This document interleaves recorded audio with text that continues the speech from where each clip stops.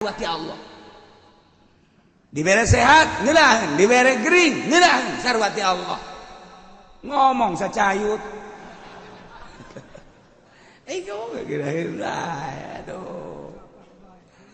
Gerek dibere ti tajong we geus nyerekanan batu urang.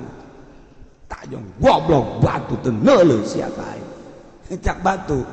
Emang aing teu ngadenge emang aing ngira neuleuhna sia goblok deui cak batu tolol sia. Teh katabrak sapeda gitu sia. Bener bae kali itu katabrak ku sapeda. Nah, eta badak si hade. Urang kok kitu bae. Encan datang ka jero. Saha atuh nu geus datang ka jero teh? Eueuh deui.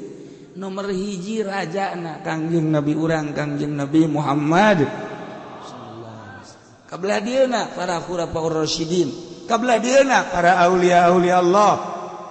Terus wali-wali Allah nu mantak urang zarah ka para wali teh ulah sok mentana naon zarah ka wali. Ieu mah zarah ka wali pun tak penta wali. Aduh abdi teh minta dimajukeun usaha. Emang pangeran nyana wali atuh abdi teh coba bae usaha lah ieu asana bangkrut amat. Lantaran di kepemerintahan Jokowi mah jadi kos kieu. Dua perkara abdi menta wali, hiji pajukeun abdi, mun abdi teu maju Jokowi na jungkelkeun Gusti. Kan siapa kos kitu mentana. Eta teh salah. Ulah kitu atuh. Geus bae mamenta Gusti, abdi mamenta teh ka Gusti, ieu zarah ka wali, wali teh ahli Gusti anu geus bisa ibadah. Capretan abdi atuh Gusti kana ngeunahna ibadah sakumaha ngeunahna inu dizarahan ku abdi jana mah geus bisa tawakal nya mah bisa sabar nya mah bisa qanaah nya mah geus deukeut jeung Gusti abdi ge hayang cara manehanana tah zarah ka wali mah kos kitu. Jadi supaya urang teh bisa nuturkeun nyana mazarah lah mau pemimpin zarahna ge kubloon deui pemimpin ayo kayak dipangmentakeun ka ditu, kayak ditawasulkeun ku kula geus pokona. Hayang naon ge tulis bae geus didinya tulis. Kula nu ngalaporkeun geus beuh.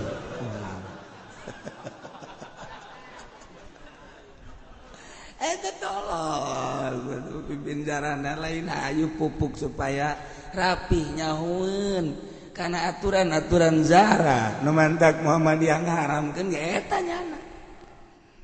Eta kos kitu haram bicara kos kitu mah.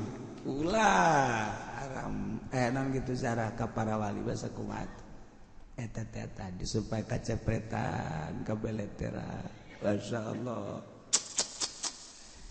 Ieu urang lamun nyaritakeun tentang jelema anu geus panceg niatna boga kayakinan etalah para wali-wali Allah Subhanahu urang gulak-gilek. Koncina mana? Koncina dedeleuan mata teh geus kudu ulah resep kana dunya sakitu bae. Lamun mata masih kene resep kana dunya gulak-gilek wae kajen kumaha. Kajen talar Quran, talar hadis, kajen teh nyana geus bahsul masail. Tapi mata resep kene kana dunya gulak-gilek bae. Kamari Muktamar NU aya 3 panitia. Panitiana 3 di Jombang. Hiji panitia muktamar asli. 2 panitia gadungan. 3 panitia akan kedatangan presiden. 3 ente mah teu memperhatikan muktamar we. Aing mah nu diibah bae ge nyaho. Cek kiai nyaho menang ti mana tuh? Ulah mimilu ka aing. Saya masih aing mah. 3 panitian. 3 hiji muktamar asli. Panitia muktamar asli. Nomor kedua panitia gadungan. Nomor katilu panitia akan kedatangan RI 1. 3 panitiana. Nu panitia asli eleh ku panitia gadungan. Lantaran panitia gadungan mamawa tas segede. Tas segede. Disatukankeun nyana aya tas. Kabeh kunyana didatangan. Siap ente. Anu dibere 50 juta, anu dibere 30 juta, saurang kiai. Kiai kan jarago ngajina. Anu geus di otakna teh aya bahsul masailan. Quran aya di otak. hadis aya di otak tetapi hasilna 70% kiai narima karena pamer eta duit kukulah dibejakeun sote geus hancur-hancuran gua ye emang kumaha gitu kadang kurang anu nyawanan aing jeung siapa nyawan aing coba buktikan kiai nu merean duitna ngobrol jeung aing dek lompat ke mana sih ya? Dek lompat ke mana? Ayo ngaku sia, disesuaikan sumut sia ku aing. Ieu maksudna naon? Rusak jasa. Quran aya di nyana, hadis aya di nyana. Yo basul masail jarago nu mantak dibubarkeun ge hampir dibubarkeun. Emang naon? Duit mah. Ieu nu mantak agil sirat deui ieu nu anu terpilih duit nu mah. Baheula matas bahsul masail matas mutamar NU di jero dada di jero otak aya bahsul masail mawa ilmu kuari balik mutamar nu ditugakan teu nyaho anu di luar ieu naon dimaksudna ieu inget ka abah deui bae kula maca tadi aing mah teu kabitan bisa ngaji jago ngaji henteu nu kabita ge ikhlas tak kadadehekeun we tadi ceuleuh mun sia bisa ikhlas geus jadi jelema mun sia can bisa ikhlas can jadi jelema mantak datang ka kuari kula teu berusaha supaya ikhlas abe jelema marere duit ka kula sial jasa orang hese tak ikhlas aduh masyaallah kan nomor kahiji nomor kadua eta abah mah kula sok ngadahar duit ti pamarentah tarima mah tarima bae cekel ku sia aju ka manakeun kalau bawa omong aduh aji pending geus kieu bae aya keneh eueuh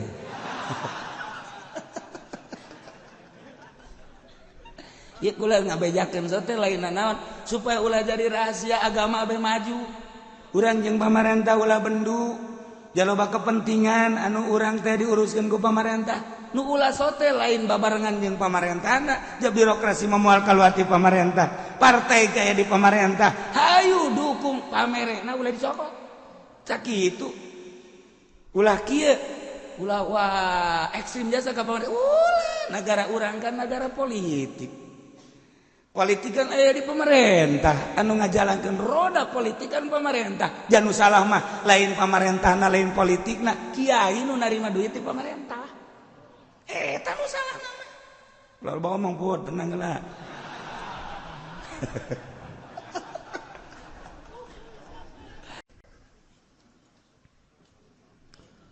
A'udzu billahi minasy syaithanir rajim.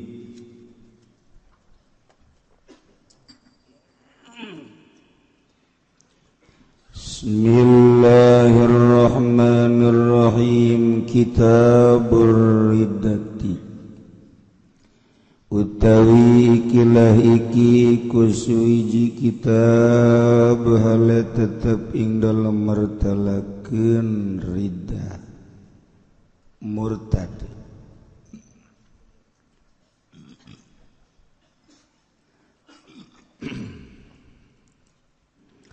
ya utawi ridda qat'ul islami biniyatin aw qawli kufrin aw fa'li iku pegata Islam kalawan niat atawa ucapan kufur atawa pagawean kufur biniyatin kalawan niat kufur atawa ucapan kufur atawa pagawean kufur sawaun qalahu istihzaan aw inadan aw i'tiqadan iku pada utawi entah ngucap ya wong ing qol istizaan kena arah-arah ngaguguyon aw inadan atawa kena arah-arah angas aw i'tiqadan atawa kena arah-arah tekad.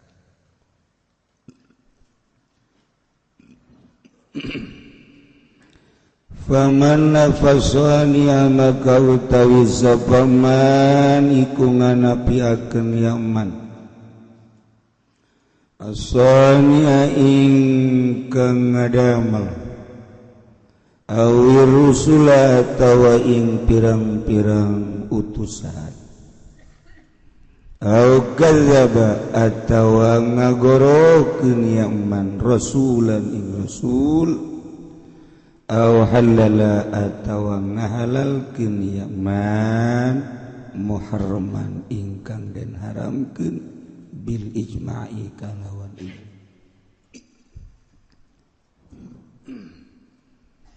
ngeunaan mawa kitab macurat-coret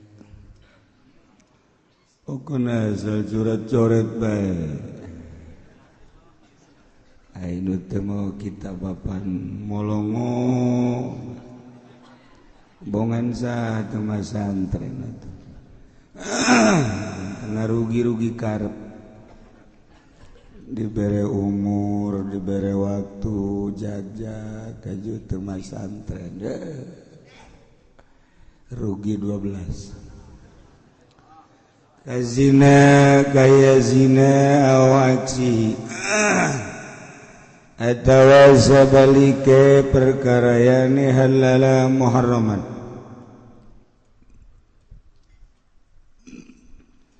aw nafa atawa nganapikeun yaman wujuba mujma'in alaih ing wajib mujma' alaih aw aksi atawa sabalike perkara yakni nafa wujuba mujma'in alaih aw azama 'alal kufri godan atawa ngazam yasiman ingat tase kufur ing dalem engko esok aw taraddada fihi atawa mang yaman fihi ing dalem kufur kafara maka kufur yaman kafara maka kufur yaman. Kitab ridati hiji kitab rek nyaritakeun ridah nyaritakeun pamurtadan ieu penting ku urang diaji komo di akhir zaman ayeuna loba niat ucap jeung pagawean anu ngamurtadkeun wayana urang ngaji bisa nganyahokeun sanggeus nanyaho urang hati-hati pangrugi-rugina jelema ketika maut murtad. Na'udzubillah. Sebab bakal dikulub salilan dibelem salilan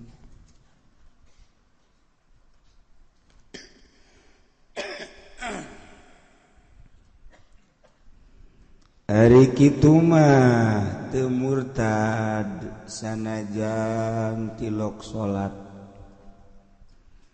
mabok terus baik cara tetangga orang atau anak orang na'udzubillah min dzalik korupsi terus baik maling zina tapi iman ka Allah iman ka Kangjeng Rasulullah Muhammad sallallahu sanajan dikulub dibelem datang ka geheng jadi areng aya harpa ya bangsa 100.000 tahun lah nyana geus leutik harpan geus jadi areng geus teu kadeuleunana aya harapan teh diangkat ku malaikat keluar sia areng bangunna ieu di jero hate sia aya Allah jeung aya Muhammad lah cek nyana teh harapan kadia cek malaikat keluar ke di pandian di haud Kangjeng Nabi Muhammad sallallahu alaihi wasallam nyai-nyayan deui kadeur aya mataan aya irungan aya ceria biasa jadi jelema deui biasa jadi ai tapi mah geus jadi areng ai hideung geus gara ka sorga cek malaikat embung embung di tangga surga letik hati aja jiban embung emang kan neraka embung panas ka surga ieu mah geus bagus henteu lah henteu cek jeung izin kana ka surga izin ya da boga ka izin balik deui tah malaikat ka surga moal tetap bertahan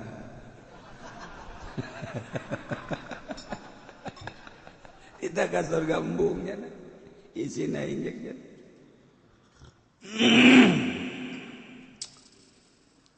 ti Gusti Allah geus aya instruksi anjeun tintah ka surga wae kajeun embung-embungan bejakeun ka pangeran moal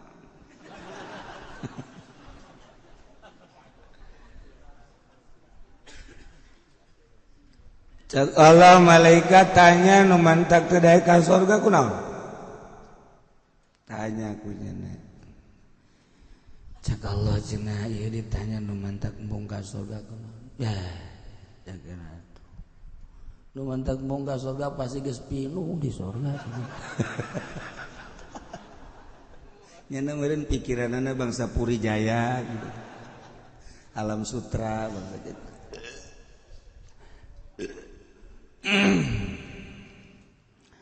cek malaikat ulah sieun surga lega keneh tetep maneh kudu ka surga henteu lah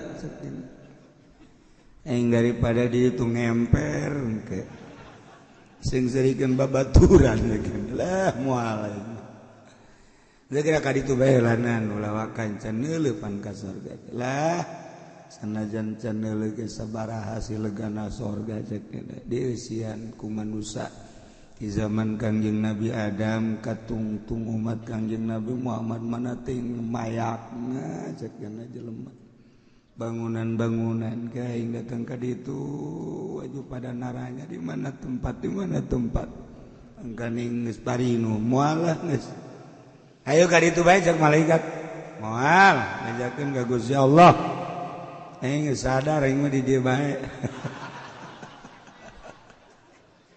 pohara teh jelema urang mana eta urang pondok eta ya Allah masyaallah ayo datang bae ka ditu datang henteu tapi ku malaikat digiring datang ka lawang surga tuh di cekeun aja lega keneh bejakeun malaikat nyana ridhoeun tah henteu lamun dibere pangtungtungna nyana nu asup ka surga bakal dibere sagede langit jeung bumi luasna saluas langit jeung bumi bakal dibikeun ka nyana ridhoeun tah teu bejakeun nyana langsung brak bae sujud Gusti gede teuing atuh teu saimbang cek cenah jeung kula mah salat tilok puasa tilok wah sapira kula entah asup bae geura ka jero wah dibere jadi pangpandirinan masuk ke sorga teh bakal diberes saluas langit jeung bumi. Beuh atuh nu ngaraji di dieu mah geus teu kacaritakeun ku daena atuh. Ulah ka amin nya ka sorga nyaon teh. Geus optimis jasa burung. Masyaallah. Masyaallah. Nu mantak ulah murtad baheula. Komo datang ka kafir musyrik na'udzubillah min zalik wa min zalik ieu murtad ieu tah mantak kurang dibahas lalaunan tentang murtad. Naon ai murtad teh ridah teh? Ridah teh cek lugat ma arruju' an syai' ila ghairihi. Babalik tina hiji perkara mengkol kanu sejen ngaranna ridah.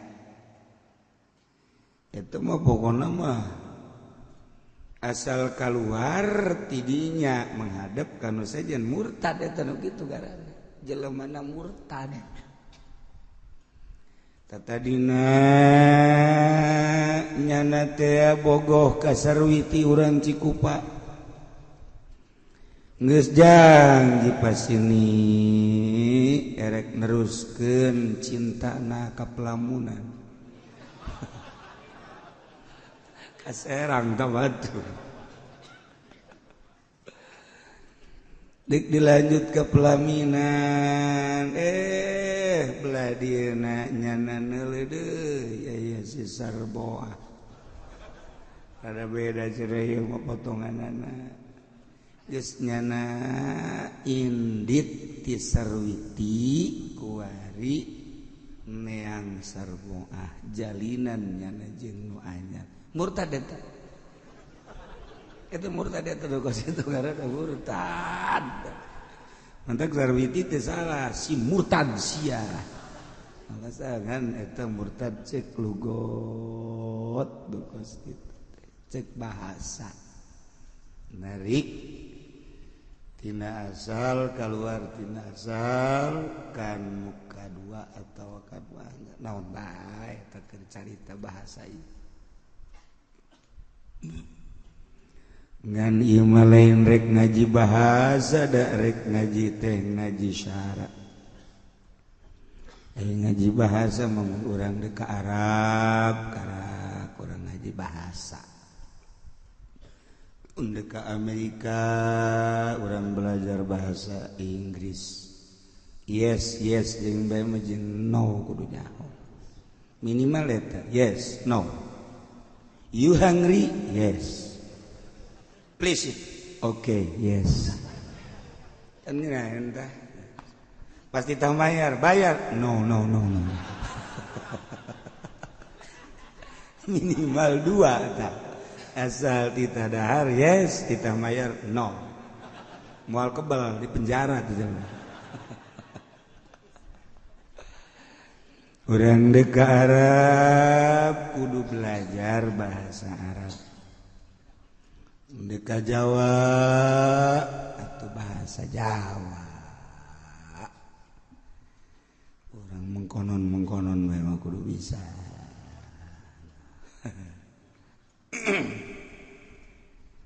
Aya nini ka Mekah. Ka Mekah. Betah jasanya na ibadah di Mekah. Eueuh anu ngaganggu anak incu eueuh betah nyana di Mekah di Madinah. Barang balik datang ke bandara King Abdul Aziz. Nyana embung balik. Embung balik. Paksa ku kepala rombongan embung jak nyana betah nini mah di Mekah di dieu. Dipaksa ku ketua kloter enggak tah di mah di dia nyana teh deuk di Mekah bae resep di resep si resep ieu incu anak dulu di ditu di Jakarta geus narungguan karang da ieu mah kajeun paeh di Mekah bae betah jasa di Mekah. Wah pohara jasa teman ini nginain jasa ibadah di Mekah. Atuh teu naon cek ketua kolektor para rombongan kabeh geus ridho lah ini di Mekah bae mah masalah jadi Indonesia ge geus teu pati manfaat cek gimana geus. Esdek di Mekah itu teu naon sabodo. Bisa ini bahasa Arab henteu. Nah, balik dibikin ke orang Arabnya. Eta kepala kloter mau orang Arab. Orang Arab. Tah, ini meren ini kasih tah. Emang nya teh kuda. Bisa aja. Bung balik nyana ka ditu ka Indonesia yang di dieu bae. Wow, cak urang Arab lumayan ya. Parawan gen ini no problem. Mafi muskilah. Wah, tidak ada kesulitan guys, penting malah. Cek nya teh bikang bae. Urang Arab pun kos kitu. Oh, jelema embe ge ditumpakan urang Arab. Tah, ini urang Arab dah. Sok, gerang ngomong kadinya. Barang ditanya, "Isbuk, calang apa ini?" "Isbuk, calang apa ini?" Bisa aja, majnun aja. Bicarakan ke orang Arab. Cek ini aing mah balik baik ke Indonesia lah. Balik aing balik. Emang orang teu bisa bahasa Arab aing riweuh ceknya. Tuh, teu bisa bahasa tadi mah betah jasa ceknya. Teu betah ke bangsa urang di ditu ngahijina. Barang ngomong jeung urang Arab teu betah nya. Bahkan cek kepala kloter dilalaga ku kepala kloter ini sing hade lain orang Arab doang kan bahasa Arabna engke nini lamun deuk maot malakal mautna kan bahasa Arab di dieu. Aju mun ditanya ku malakal maut teu bisa engke bahasa Arab asana nini moal dicabut-cabut nyawa. Ye, pan ieu geus kolot wae lah balik ke Indonesia. Balik. Tah, teu bisa bahasa Arab baliknya ke Indonesia.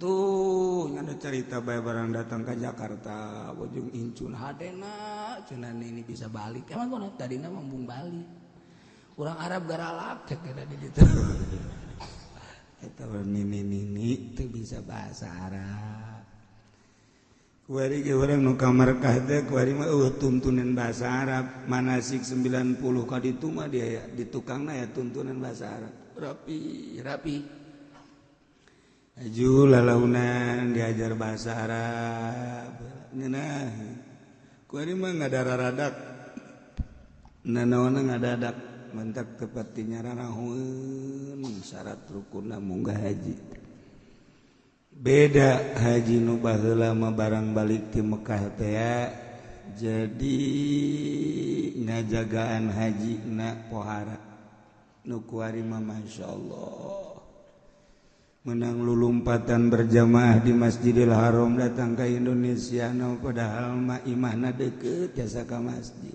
kos musuh jeung masjid embung asup ka masjid teh ya Allah malah mah menang saminggu tatanggana aya anu nanggap jaipongan ngibing deui masyaallah ngibing deui andat barang ditanya sia kunaon ngibing deui lah mah di ditu nage gelut bae jeung urang Arab. Nganggo naon? Aing di ka masjid Panderi di gang teh tah. Jadi aing mah teu boga tempat di ditunya. Urang Arab galak geser. Aing tilok anggeus salat ge cenah. Datang keur tahiyat geser nangtung bae aing mah geus. Ieu terkenal ku ari nyana haji geser. Kuari terkenal di Indonesia ngaranna haji geser. Allah orang Arab bisa dengan geser doang. Caksarama ngaran ridah teh qatul Islam biniyati. Megatkeun Islam kalawan niat kufur. Lamun cek tukang ngaji mah ieu hadpul awal bidalilisani biniati teh didapatkeun kana kufrin anu kufrina eta sabada qauli biniati au qauli kufrin biniyati kufrin sareng gitu kurang bagus anu bagus mah biniyati kufrin au qauli au fa'li eta nu hebat mah mun urang nyaritakeun tentang kulantaran ieu mah kitabna kitab jembrongan teu bisa dibaca ku budak leutik mana bisa budak leutik maca kitab kolot ge hese ieu mah qauli kufrinna diteundeun di tengah biniyati eueuhan qauli kufrin ayaan fa'li eueuhan deui jadi ngetes ka kiaina coba sia bisa tante coba ku aing diciclek kieu lamun biniyatina eueuh kufrinan sarua jeung biniyati kufrin jadi hazful awal lidalilisani qauli kufrin aya paling eueuhan ieu mah hazful tsani lidalilatil awal eta nu hebat mata sebab awalna aya kaduana pasti masih moal teu kitu jadi diayakeun duanana tanda lamun geus bisa nganyahokeun kos kitu berarti kiaina hebat geus ana hebat kahebatanna engke dijual ka Golkar jadi geus lakunya geus kuari mah jadi kiai partai hadena aing teu ka Golkar cenah kuari ka PDI atuh sawaun ge aduh kiai mah lain cenah lain kiai partai mah kiai NU NU geus sogok menyogok wae kurang sedih kuarinya le pemandangan NU dinten teh ge kultur urang teh kultur NU tetapi urang ningali muktamarna gerlut perebut naon meureun teh NU gerlut teh gerlut lamun NU na gelut atuh komo nu lain NU na perang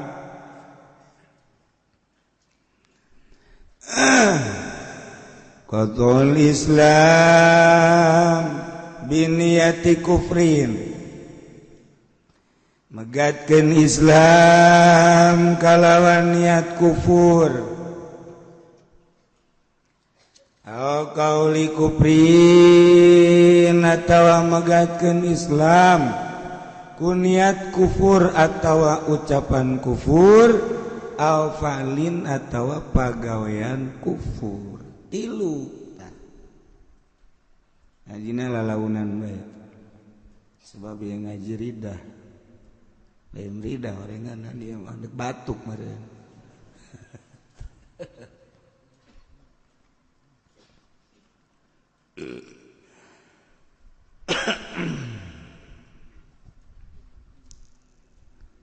megatkeun Islam biniyati kufrin kuniat kufur Kizaid teh agamana agama Islam bagus hebat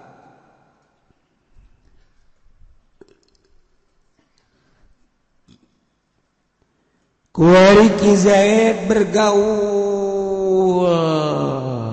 di negara atuh bergaul di negara mah sebab negara orang malai negara Islam negara demokrasi teu salah ngan inget asasna demokrasi mah lain asas Al-Qur'an lain asas agama asasna ialah asas materi jauh bertolak belakang antara Islam agama naon kitu syar'i yakni agama naon kitu negara syariat jeung negara demokrasi asasna jauh ieu mah asasna religi Islam syar'i mah agama syariat mah negara syar'i mah negara syariat mah tapi lamun demokrasi mah adalah materi. Jauh antara agama asasna jeung materi. Tapi di Indonesia bisa ngahiji. Di Indonesia teh bisa ngahiji. Aya 3 agama nu diperhitungkeun baheula ku Bung Karno. Hiji agama Islam sebagai mayoritas. 2 agama Kristen, berikut Katolik, berikut Protestan. Nomor katilu Marxis, tapi bisa dihijikeun dari Sabang sampai Merauke. Ialah keistimewaan Bung Karno. Lain sakadar menang pemikiran Bung Karno nang musyawarah. Para inohong-inohong nu aya di Indonesia, terutama mayoritas Islam, tentu para kiai-kiai, setuju ngadirikeun negara demokrasi anu make Pancasila. Kok bisa kos kitu sih? Wallahu a'lam. Geus kos kitu bae. Tetapi dirasakan kurang damai, indah, bahkan kuari jadi percontohan negara-negara lain. Jadi percontohan negara-negara lain. Kiai teh setuju lamun kuari negara Indonesia dirobah orang kuari jadi khalifah, sangat setuju. Nah atuh kiai henteu ngarobah atuh hayu jeung aing perang sia. Sia lamun perang boga naon? Boro-boro ditembak ku hinis geus coplok sia. Kayakinanana namun endek urang ngarobah negara kayakinanana mantak pupuk di kuari lalaunan supaya satu saat urang dek ngarobah negara keyakinan orang geus luhur. Lamun keyakinan model kos urang kos kieu mah moal menang urang gitu. Contoh keyakinan ya. Kurang kumaha harebatna nu aya di MPR. Kurang kumaha harebatna menteri. Kurang kumaha gubernur harebatna. Dina harti harebat teh aya sagala nu talar Quran kapan di MPR teh. Lain lalagaan mun nyaho. Menteri agama teh nu kamari ieu teh lain lalagan eta teh Quran teh talar. Lamun urang nyaritakeun agil baheula talar Quran filsafat hebat hadis da pohara bahkan kuari keur nalar Bukhari. Berarti kan hebat lain lalagaan. Tapi kunaon eta Quran nu hebat, hadis nu hebat, wah kitab dibacaan akhir hayat jabatanana. Nah, nu di luar teh nyaho, heuh. Lobongana ngajina ngawuduk bae, sabaraha penggede anu disel talar Quran, talar hadis. Berarti kan ilmu teh teu ngajamin boro-boro di akhirat, di dunia kene kos kitu.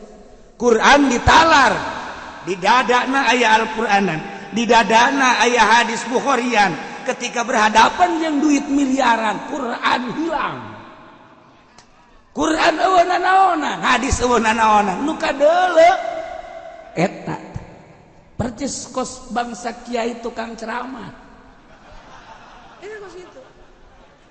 Sia seuri kos jeung seurikeun. Pan aya jelema na di dieu ulah seurian.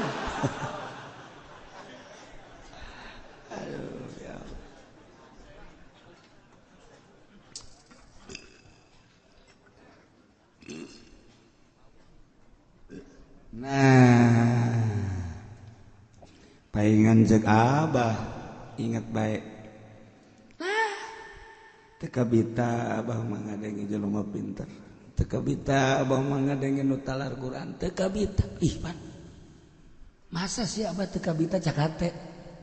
Teka bita aja abah majina jelema palalim terjasa jo katalar Quran. Teu saya tiga-tiga aja. Gua lagi heran. Ajun kumaha nu kabita nu ikhlas. Tah lamun geus ikhlas kakara. Emang bupati nu talar Quran. Beuh. Atuh komo nu pinter mah. Bupati Garut aceng-aceng. Emang teu pinter lain lalagan maca kitab na ngadorolang. Tetapi kapan nyana mondok. Masa antren di teralis. Eta kan berarti tuh mantap ulah kaget orang lamun nuluh kepinteran seseorang ulah kesima orang ngadenge bangsa dokteran des ngadenge profesor, ngadenge doktor. Coba tes heula keikhlasan anak. Lamun geus bisa ikhlas kakarak, urang bisa nyembah ka nyana. Tapi can ikhlas maning hitutan, brut beres. Nah, tuh pinter ge ngajakan. Ya, negara Indonesia emang teu palalinter nu jengkel negara. Boh, urang nyaritakeun hadis jana leuwih bisa, nyaritakeun ayat nyana di luar kepala, nyaritakeun politik pohara jasa, ekonomi lain lalagaan. Tapi pana amruk ke Indonesia. Negara lu terbesar di dunia korupsi. Alhamdulillahirabbil. Tuh Anis nyebut alhamdulillah. Sakitu ku aing geus ditosran ge. Madak naon artina pinter atuh deuk gacak-gacak negara. Naon artina pinter atuh deuk gacak-gacak agama. Ye. Nu mantak ulah kaget di lembur aya dokterandes, aya sarjana, aya santri. Tamat SD ge henteu. Santri mun ditanya sia sakola kelas berapa 3. Atuh teh boga jasa henteu aing mah. Emang kunaon sia teu naik? Bayaranna make suluh keur ieu. Jadi ya eta santri lah. Ieu dokterandes, sarjana, nu sejen aya. Wayang ngariung mah santri nu dipanggil. Sarjana ngamakmum ka nyana. Al-Fatihah santri. Lah, cak sarjana teh emang sakitu doang ieu cenah santri mah hayang ngariung doang. Je, saekeun sungu teh ku aing sia. Ieu mangpaat lain deui atuh santri. Masyaallah. Jeung nu nyahoeun mah beda. Ieu sarjana, ieu doktor, ieu santri. Sarua tah ngarendeng. Nu nyahoeun mah beda. Sinarna lain deui. Sinar wajahna lain deui. Sebab aya ikhlas santri ge lain santri anu haju ka Golkar lain ieu mah pagong ka Golkar mah Alhadin Sawa tah. Nah, Zaid agamana Islam. Gaulnya lantaran di Indonesia mah atuh kos kitu. Jadi aya Islam, aya Kristen, Protestan, Buddha, Yahudi ayalah di Indonesia mah.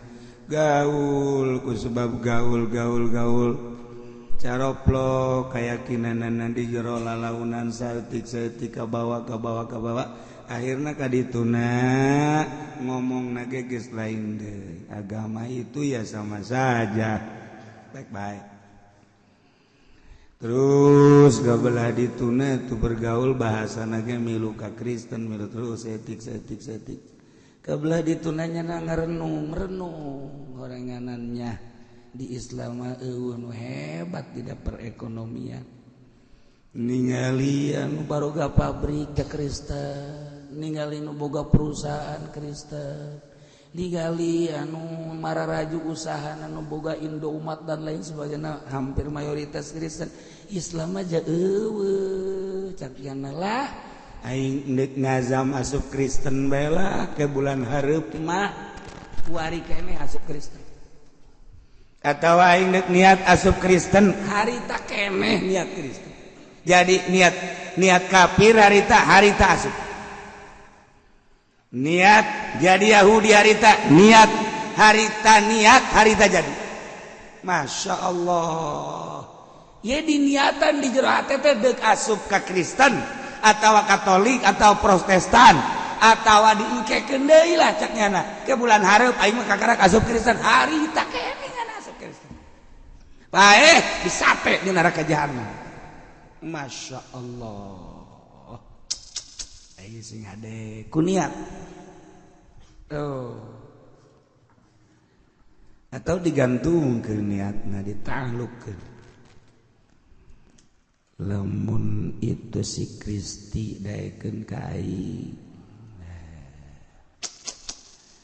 Aing ngasana deui awewe di dunia ngan nyana doang. Ye teu budak buta teu mata.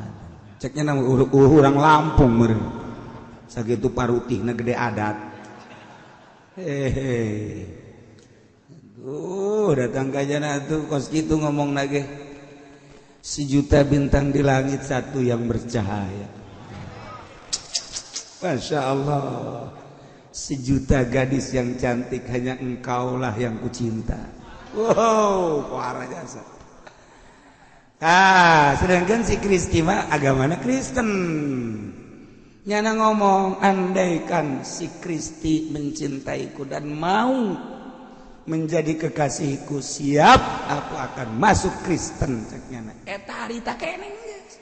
Daekeun teu daekeun eta nyana mah Kristen bae.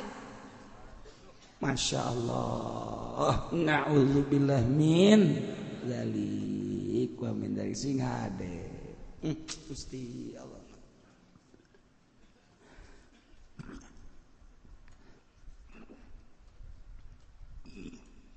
Ternyata di Indonesia teu kudu sa Indonesia.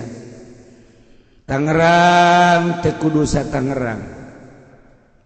Horenganan di sababaraha lembur aya anu ngudag-ngudag awewe, kemudian awewe na Kristen nyana sisi lalaki asup ka agama Kristen. Ya Allah, hanya demi sawah mencong. Akidah dikorbankan ku goblok-goblok teh si jelema. Ieu bakal carita urang goblok teh padahal mah atuh hidayah we dicabut ku Gusti Allah. Mantap hidayah mah mahal jasa, lain nu urang nu Allah. Urang lamun inget ka kibar siso, 500 santena ge nu bisa hiber. Tapi pannyana kabita ku seorang wanita, ya Allah ya Rabbi, zina, mabok, ngabunuh, maut, kafir. Mantap kula dibangga-bangga gagah jabatan harta termasuk ilmu nu Allah ketika dicabut bauna naon. Aye niat sing hade lempeng-lempeng mantap jadidu imanakum bila ilaha illallah. Perbaharui iman ku ngucapkeun la ilaha illallah. Ulah eren-eren minimal maca la ilaha illallah ba'da salat 3. Jangwatan iman la ilaha illallah 3 balik. Tarik handapeun bujal 2 jari sampai ka ubun-ubun. Supaya roh urang teh bener-bener ngucapkeun la ilaha illallah. Bantingkeun ka luhureun susu katuhu 2 jari. La ilaha illallah ka handapeun susu kencan. 3 ta salat seperti gitu disebut talqin zikir. Tarik napas. Ilaha illallah. Geus ku 3 ge insyaallah. Ku 3 ge. Jaga iman sing hade lah moal kebal hirup di dunia. Nasihatan awak urang teh lamun neuleuh mobil mewah, cak urang teh aing hayang amat nasihatan ku urang. Awak sadar sia. Sadar. Jasana jan sia teu sadar ge deuk naon nu pake meulina.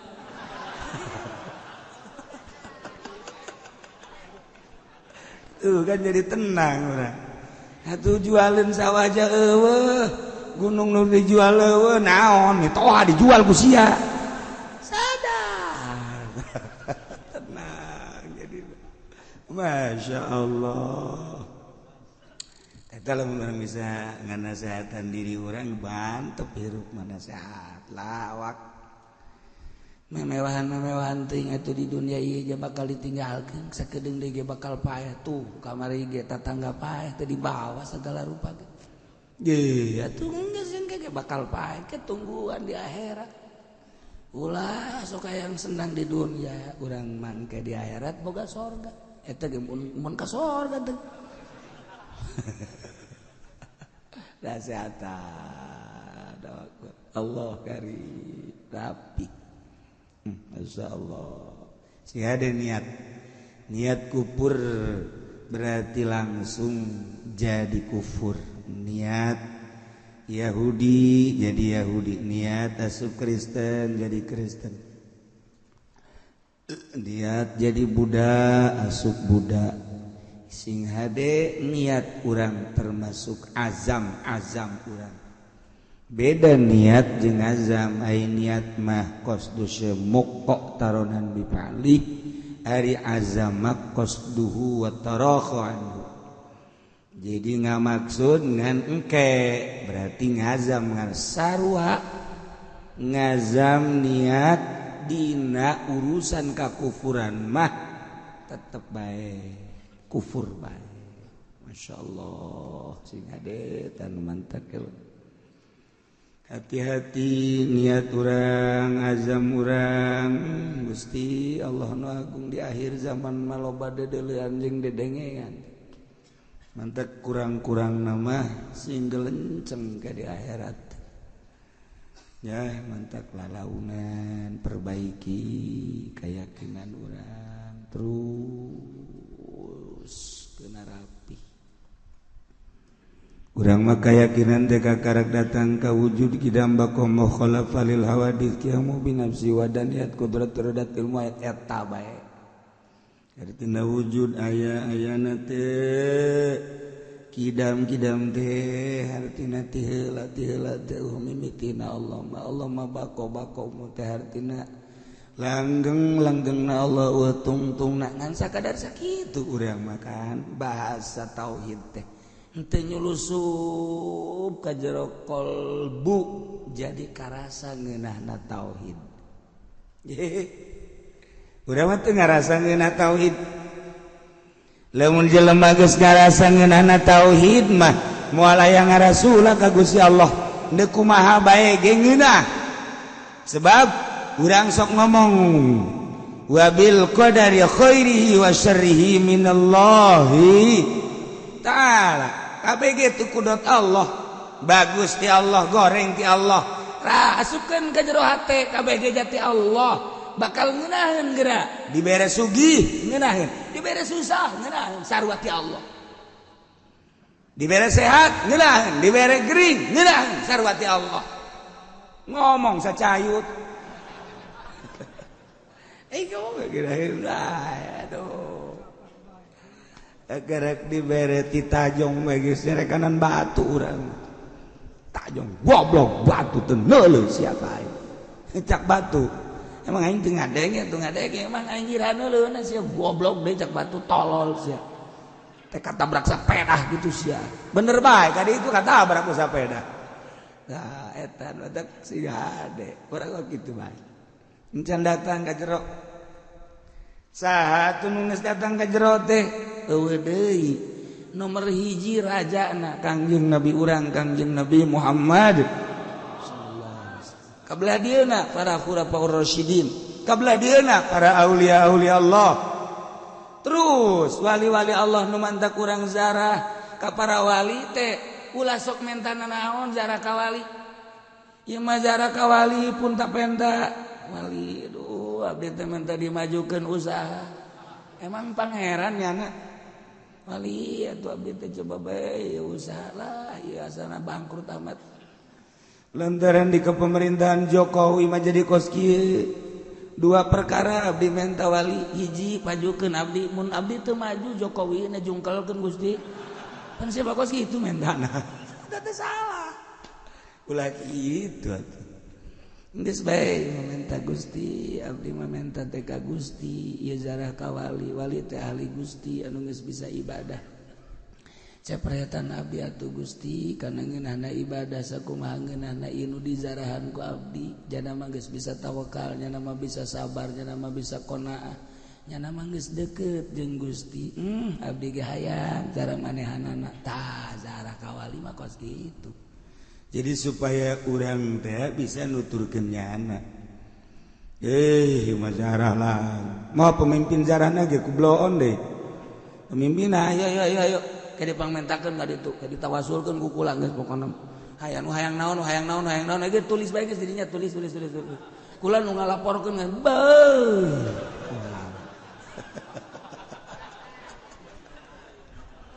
eta tolol pimpin zarahna lain hayu pupuk supaya rapih nyahueun karena aturan-aturan Zahra nu mantak Muhammadiyah ngaharamkeun ge eta nyana. Eta tagos kitu haram Zahra kos kitu mah. Ulah haram naon kitu Zahra ka para wali basa kumaha. Eta tadi supaya kacepretan kabeleteran. Masyaallah. Ieu urang lamun nyaritakeun tentang jelema anu geus panceg niatna boga keyakinan etalah para wali-wali Allah Subhanahu wa taala. Urang gulak-gilek. Kuncina mana? Kuncina dedeulean mata teh geus kudu ulah resep kana dunia sakitu bae. Lamun mata masih kene resep kana dunia gulak-gilek wae kajen kumaha. Kajen talar Quran, talar hadis, kajen teh nyana geus bahsul masail. Tapi mata resep kene kana dunia gulak-gilek bae. Kamari Muktamar NU aya 3 panitia. Panitiana 3 di Jombang. Hiji panitia muktamar asli. 2 panitia gadungan. 3 panitia akan kedatangan presiden. 3 ente mah teu memperhatikan muktamar we. Aing mah di ibah bae ge nyaho. Cek kiai nyaho na menang ti mana tuh? Ulah mimilu ka aing. Sia masih aing mah aing. 3 panitian. 3 hiji muktamar asli. Panitia muktamar asli. Nomor kedua panitia gadungan. Nomor katilu panitia akan kedatangan RI 1. 3 panitiana. Nu panitia asli eleh ku panitia gadungan. Lantaran panitia gadungan memawa tas segede. Tas segede. Disatukanin nyana aya tas. Kabeh punyana didatangan. Siap henteu. Anu dibere 50 juta, anu dibere 30 juta, saurang kiai. Kiai kan jarago ngajina. Anu geus di otakna teh aya bahsul masailan. Quran aya di otak, hadis aya di otak, tetapi hasilna 70% kiai narima kana pamer eta duit. Kukula dibejakeun sote, geus hancur-hancuran gua. Ye mah kumaha gitu. Kadenge kurang anu nyawanan aing jeung siapa? Nyawan aing. Coba buktikan kiai nu merean duitna ngobrol jeung aing. Dek lompat ka mana sia? Dek lompat ka mana? Ayo ngaku sia, disesuaikan sumut sia ku aing. Ieu maksudna naon? Rusak jasa. Quran aya di nyana. Hadis aya di nyana. Yeuh basul masail jarago nu mantak dibubarkeun ge hampir dibubarkeun. Emang naon? Duit mah. Ieu nu mantak agil sirat deui ieu nu anu terpilih duit nu mah. Baheula matas bahsul masail, matas muktamar NU di jero dada, di jero otak aya bahsul masail, mawa ilmu. Kuari balik muktamar. Nu ditugakan teu nyaho anu di luar. Ieu naon dimaksudna ieu? Inget ka Abah deui bae, kula maca kalau tadi. Aing mah teu kabitan, bisa ngaji, jago ngaji henteu. Nu kabita ge ikhlas, tah kadadehekeun we tadi ceuleuh. Mun sia bisa ikhlas, geus. Jadi jelema mun sia can bisa ikhlas, can jadi jelema. Mantak datang ka kuari kula teu berusaha supaya ikhlas, abe jelema marere duit ka kula. Sial jasa orang hese tak ikhlas. Aduh, masya Allah kan. Nomor kahiji, nomor kedua, eta abah mah kula sok ngadahar duit di pamarentah. Tarima mah tarima bae cekel, ku sia. Aju ka mana ke? Kalau bawa omong.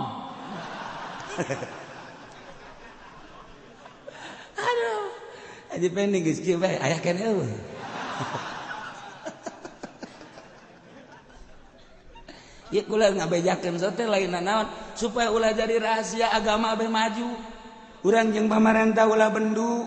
Jaloba kepentingan anu urang teh diuruskeun ku pamarentah. Nu ulah sote lain babarengan jeung pamarentahna. Jah birokrasi memual kaluar ti pamarentah. Partai kaya di pamarentah. Hayu dukung pamerena ulah dicokot. Sakitu. Ulah kieu ulah wah ekstrim jasa ka pemerintah. Negara urang kan negara politik. Politik kan aya di pemerintah, anu ngajalankeun roda politik kan pemerintah. Jangan salah mah lain pemerintahna lain politikna, kiai nu narima duit di pemerintah. Eta nu salah mah. Lalu bawa ngomong pun tenang lah.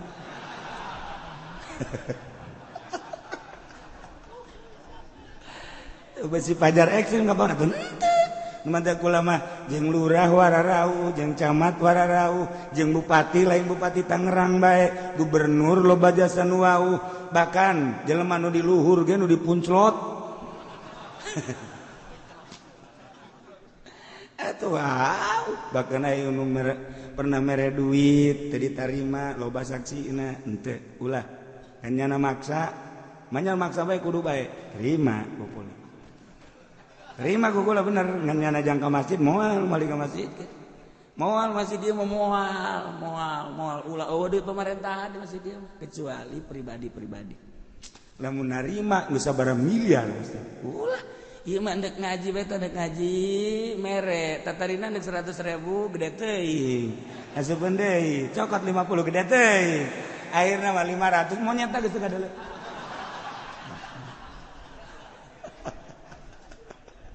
Tapi jadi baik. Nah, masyarakat di dia tadi dipaksa nyen masjid. Ulah, bisa nu ngomong teu ngeunaheun ulah didengikeun. Geus nyana pelit ulah dipenta. Geus ieu mah masjid Allah, tapi ternyata di Cilongok mah masyaallah. Kukula karasa lain bae lalaki awewe ge awewe mun dipersilahkeun di tangga bangun daraek nya mah di dieu. Sebab diomeme ku panitia. Aduh, ya orang nyeritakan niat sing hade.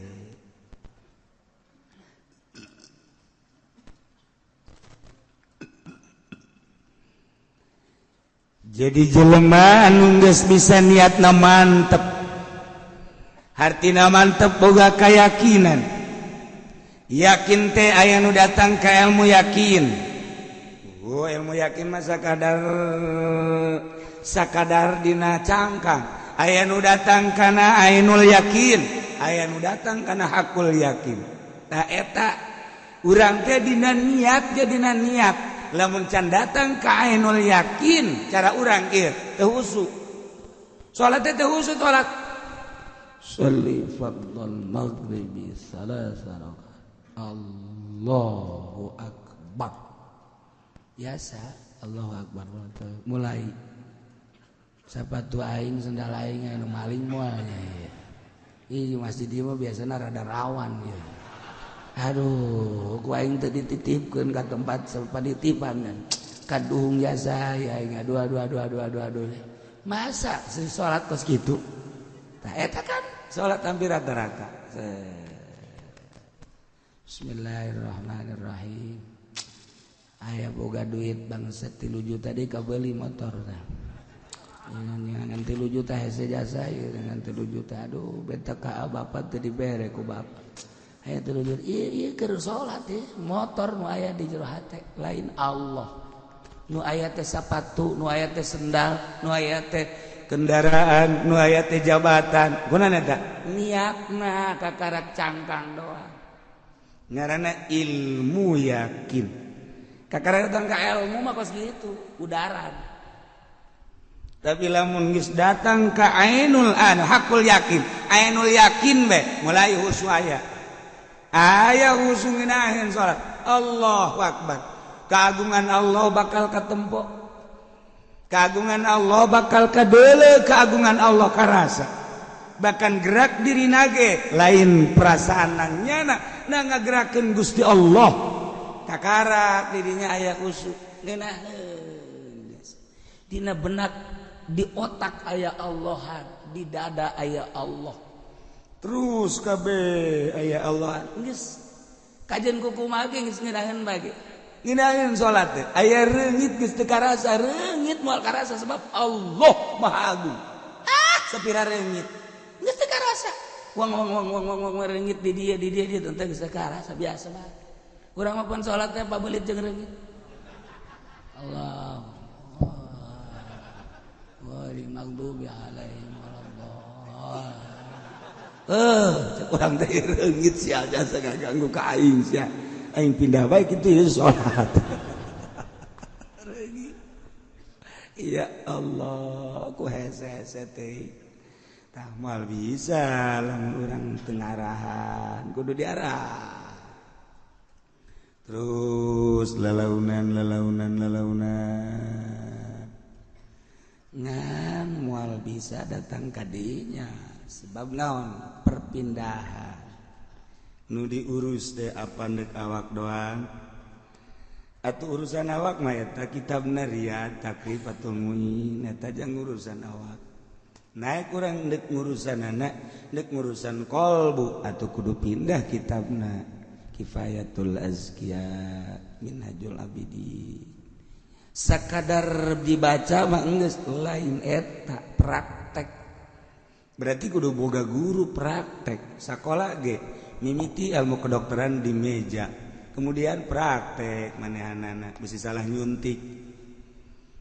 nyuntik engke pelebamana urat nu kudu diasubanana teh perbamana ieu praktek ge montok aya nu tas disuntik aju bodek bengkak bodek kieu bebe jadi ka dokter tanggung jawab geus bodek sagede kita dokter salah nyuntik mentek ku hari tilok nyara runtik dokter masih salah ieu ku hari mah teu main suntik obat bae geus pokona teu barari sen nyuntik ku hari mah baheula mah suntikanana jago jasa lamun urang deuleu Gusti Hasan bari peureum nya nama nyuntikna ge nongeng trek beres Gusti Hasan kok gitu enaon ieu penyakitna ieu cenah ceuli kala luar cule sia mah dibawa ka dieu Gusti Hasan urang mah izin nyana ngomong gandengnya sok ada ge ku kabehan cule-cule dibawa ka dieu cakena ka dieu dibersihan tapi emang geus kosid gayana Gusti Hasan eta masyaallah beres eta ieu naon deui ieu tuh pan boroknya iya borok bilatungan sia mah borokna ge kuku urang izin mau borok ka dinya nya ngomong embat biasa Pak ka dieu ku aing diroskam sia aduh itu Gusti Hasan beres nonggeng suntik tret beres nya nyuntikna ge asal nonggeng di urang ngaji bae ditotol trot tret beres bangun babarieun teh dokter kuari hese ka nyuntik hese ya Allah karim ieu urang geus boga ainul yakin mah ngeunah berarti kan guru ngurusan hate berarti aya parantina kiai nu jang ngurusan hate geus lamun jelema datang ka ngurusan awak bakalna kos kitu tingkahna ngomongna geus ngomongna ge ngomong awak bae nyana mah lamun ngariung nu dia omong-omongna kepentingan awak bae eta jauh bagus dah lamun diberkatkeun jang awak kan jauh mah jang awak eta jeung boluna sakalian jang awak pantakan nah wajib kuateun wae eta mah garong ngaranna eta jang aja ngariung jang kepentingan awak sing ade panitia sing ade nya ulah indit sing ade panitia bisi pohok ieu geus negoran panitia bae nya mah eta pan masalahna lain amplop mah teu butuh jerona sakina eta kan yang awak ngomongna ge eta jelema datang ke awak bae yang diomong kepentingan awak bae jang dahar jang nginum jang kendaraan jang dapur dan lain sebagainya berarti eta kiai zahir geus lamun engke aya kiai geus teu perlu nu kos kitu nama anu dipentingkeun teh kolbu berarti kiai kolbu mungkin ketika kiai zahir ngomong-ngomong kolbu nyaer teh asana teu napak sebab naon eueuh di jero hatena ge emang kepentingan zahir tapi lamun jelema geus datang ka kepentingan kolbu nu dicaritakeun kolbu nyana ngurusan kolbu urang tersentuh bakalna sebab nyana teh anu di kolbu nyana dikaluarkeun ku nyana ngeunaheun ka urang nikmat komo lamun jelema geus datang ka marifat di jero hate teh di jero jelema anu marifat loba caian cai eta teh loba bangawanan jalan cai kali sing kolocor di jero marifat mah cai marifat anu lir teu beda jeung cai nu aya di jero kolbu dikaluarkeunana melalui lisan. Ketika jelema marifat nyarita, jelema teh milu mandi. Cai keur dikaluarkeun tiis mandi aju rapi. Sekali mandi, 2 kali, 3 kali rapi. Engke di lembur masing-masing nanya, "Sia rapi amat sih mandi di mana?" Lamun cara mandi betul, di ditu aing mandi di curugan itu. Caina herang, nah tiis, caina ge herang ya, aing sering mandi ka tumun cara cai teh mah. Engke ge bawaan, hayu herang. Ya herang ye cai. Ngeunah. Marandi luis. Nah, di benak ahli marifat aya cai nur ilahi. Ketika dikaluarkeun jelema mararandi tararis. Ngeunaheun, keur ngajina ge datang ka hes. Kunti istiis dan nundutan. Kasebahan uduk masalah teh. Sing kolocor cai, masyaallah. Tapi lamun Kiai Zohir, cai mah cai ngan butek. Butek kiru biasa. Saya teh sering minta sama di mana? Di ditu. Bangunna kadina rodek sia kadina. Bangunna kadina awas sia rebok amat teh teu herang teh aing tos mandi, tapi teu herang ya. Ngajakan jurang mandi teu hayang aing sia ge kos kitu. Mbung. Tek ditaringgalkeun ku jelema. Quran aya di nyana, hadis aya di nyana, tapi jelema eueuh nu daek intifa ngalap manfaat. Embung mandi nyana di dinya ku sebab naon? Sebab nyanana ngabutekeun hate. Eta bae sok bae pikir ku urang, sok renungkeun bahasa-bahasa wali-wali Allah. Ketika geus herang jelema maneangan cai nu herang teh. Sia ditu magahan ngaji heueuh. Teh tadina aya 200 sama jadi titahan. Kuari tinggal 3 jeung tihang. Aya tihang aya sabaraha? Tihang aya 2. Itu ngaji saurang atuh heuh. 3 jeung tihang. Berarti nu ngaji saurang. Ulah disalahkeun. Ulah disalahkeun masyarakat, ulah disalahkeun jamaah. Diri soranganana kurang introspeksi. Ulah ngomong kieu-kieuna. Kunaonnya jelema teu daek ngararaji aing kadinya kabur garoblok kurang dinya mah. Ih, cak urang dinya siana goblok. Tungtun apa goblok-goblok lain ngaji hate. Nah, iyalah sigade biniyati kufrin. Terjadilah pegat Islam yakni keluar ti agama Islam kusbab niat kufur. Masya Allah, na'udzubillah min zalik. Tah ieu nu panjang mah bakalna ao qauli kufrin loba jasa mah bakalna ke insyaallah minggu hari wallahu a'lam.